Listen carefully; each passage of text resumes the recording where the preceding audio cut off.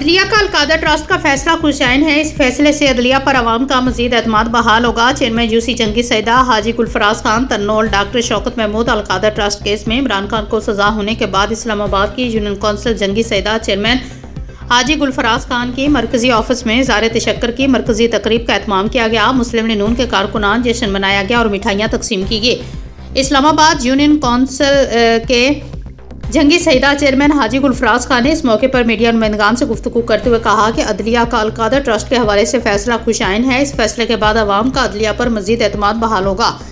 मजीद उन्होंने कहा कि हल्का NA 46 सज्जो वकील खान की क़यादत में यूसी जंगी सैदा की आवाम से किए हुए वादों की तकमील का सफ़र जारी है। मजीद उन्होंने कहा कि पुख्ता गलियाँ, सीवरेज सिस्टम, पानी, बिजली, तालीम के मसाइल पर भी जल्द काबू पा लिया जाएगा। अपने इलाका यूसी जंगी सैदा में करोड़ों रुपए की खतीर रकम खर्च की गई। मुस्लिम लीग नून ज़ारे तशक्कर की मरकजी तकरीब जंगी सैदा में राजा नासिर अजमत हुसैन रांझा, जहीर माविया, मोहम्मद शफीक मुगल, हबीब मुगल, बाबर मुगल, अरबाब बाबर, बट शौकत, हयात न्याजी और दीगर सैकड़ों की तादाद में नून लीगी वर्करों की बड़ी तादाद भी मौजूद थी। कौंसिल जंगी सैदा चेयरमैन हाजी गुलफराज खान ने कहा कि मियां नवाज शरीफ ने हमेशा पाकिस्तान की तामीर और तरक्की के लिए जदोजहद की और गरीब आवाम को रिलीफ पहुँचाने की कोशिश की। पाकिस्तान को एटमी ताकत बनाने में भी अहम किरदार अदा किया। उन्होंने कहा कि इस फितने ने पाकिस्तान और पाकिस्तानी अवाम को बेहद नुकसान पहुंचाया है, जिससे पाकिस्तान के हालात ख़राब हुए हैं।